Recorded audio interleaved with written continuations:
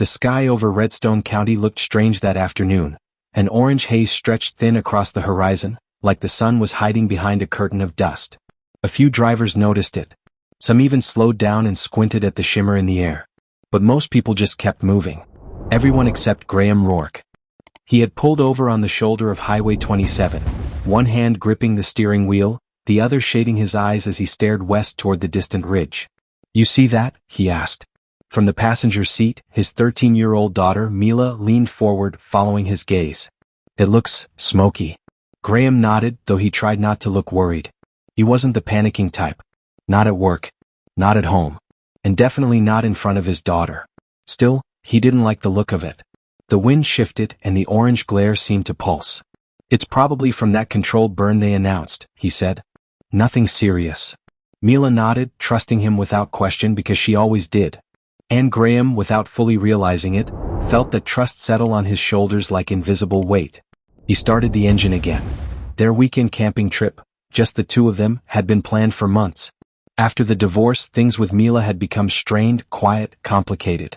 This trip was supposed to help fix that. A clear sky, a quiet canyon, a roaring campfire.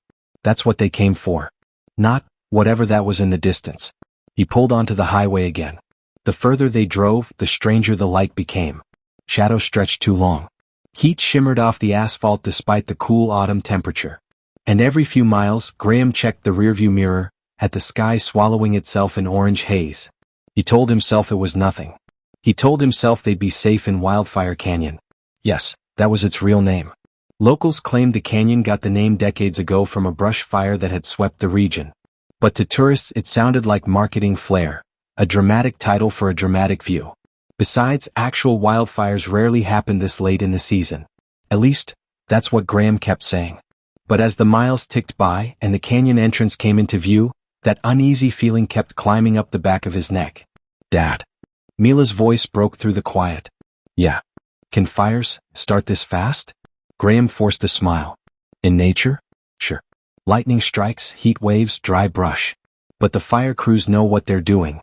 She nodded, but the flicker of worry in her eyes didn't fade. Neither did his. They took the dirt road leading into the canyon, a narrow path winding between tall pines and jagged red stone cliffs. The shadows here felt thicker, darker, like the sun was slowly disappearing behind a smoky veil. 15 minutes later, they reached the clearing. Their campsite. The place Graham had spent days choosing. A quiet patch beneath tall trees, beside the canyon creek, surrounded by nothing but wilderness. He turned off the engine. Silence settled around them. But it wasn't peaceful silence. No bird calls, no distant rustling of branches. Just a heavy, unnatural stillness. Mila stepped out of the car first. "Wow, it's beautiful," she whispered. She looked around at the towering cliff walls, the trickling stream, the amber light filtering through the leaves. For a moment it was perfect. For a moment, Graham felt the tension leave his chest. Maybe the haze was nothing after all. Maybe this weekend would finally be the break they both needed. He exhaled. But the wind shifted again. And a faint burning smell drifted through the trees. Graham froze. He didn't say anything, not right away. Instead, he walked toward the ridge overlooking the canyon's western slope. He climbed a few rocks, pushed aside branches, and squinted toward the horizon. What he saw made his stomach drop. A dark column of smoke was rising, fast. Too fast. And beneath it, through the heat shimmer, he saw flames licking along the tree line, racing downhill like a living thing. He whispered a word he almost never used. "Dad." Mila had followed him. She climbed up beside him and saw it too. Her breath caught. "Is that the controlled burn?" Graham didn't answer at first. He couldn't. Because he knew the truth. That was no planned fire. That was a wildfire. And it was heading straight toward them. He swallowed hard. "No," he said finally. "That fire shouldn't be here." Another burst of flame exploded along the distant ridge. The fire was spreading fast. Too fast. "How close is it?" Mila asked. "Close enough," Graham muttered. "We're leaving. Now." They raced back to the car. But when he started the engine and threw the truck into reverse, a gust of wind whipped through the canyon, the strongest one yet. Trees swayed violently. Leaves ripped from branches. And with that gust came something else. Black ash. Drifting down around them. Falling onto the windshield. Mila stared at it, eyes wide. "It's snowing?" Graham shook his head. "No, honey. That's not snow. The road they came from, narrow, twisting, surrounded by forest, was now also surrounded by smoke. He checked his phone. No signal. Not even one bar. He clenched his jaw. This was bad. Really bad. He guided the truck backward, wheels crunching over gravel, and turned toward the exit road. Dad. I see it. The smoke from the far ridge began expanding outward, crawling between the trees like a slow-moving beast. The fire had jumped. Somewhere deeper in the woods, another plume rose. Another one. Then another. A chill slid down Graham's spine. The fire wasn't coming from just one direction anymore. It was surrounding the canyon. The truck bounced violently over a dip in the dirt road. Graham gripped the wheel tighter. We're getting out, he said. We just have to move fast. Behind them, the glow of the wildfire flickered through the trees. Mila clutched her seatbelt. Dad, what if we don't make it? Graham kept his eyes locked forward. We will, he said firmly. I promise. But promises didn't stop wildfires. And deep down he knew that. The wind roared again. Branches snapped overhead. A burning ember blew across the road, landing on the dry brush beside it. Within seconds, it ignited. A thin line of flame crawled along the ground like a fuse, racing ahead of them. Graham's heart slammed against his ribs. He accelerated. The truck surged forward. The wind howled. Flames leapt across the road. Heat slammed into the windshield like someone had opened an oven door. Dad. I know. He held the wheel tighter, forcing the truck through a wall of smoke. For a few seconds, everything went black. Just darkness. Just choking, blinding smoke. He couldn't see the road. Couldn't see anything. He slowed down instinctively. No. Don't stop. Mila yelled. He pressed the gas again. And they burst through the smoke cloud onto clear ground. They both gasped. Their lungs burned. But for a moment they were okay. Until the next turn in the road. Where the fire greeted them again. The road ahead was blocked. Not by flames. But by a fallen tree. A massive pine, its trunk split in half, covered in embers. Graham slammed the brakes. The truck skidded sideways and stopped inches from the burning trunk. Mila screamed. Graham threw the door open. The heat punched into him. The world felt like it was melting. He grabbed Mila's hand. Out. Move. They scrambled into the open clearing beside the road. The fallen tree burned brighter with every passing second. The fire around them spread like it had a mind of its own, hissing, crackling, devouring everything. Where do we go? Mila cried. Graham looked around wildly, but everywhere he looked, the fire was closing in. Left. Blocked by flames. Right. Smoke so thick it looked like nightfall. Behind them, the canyon walls, too steep to climb. And ahead, the burning tree. No way out. He felt panic claw at his throat. He forced it down. Dad, what do we do? He stared at the burning tree again. He stared at the creek behind them. The water was shallow, but the riverbed stretched far. Smooth stones, no trees, no fuel. A fire break.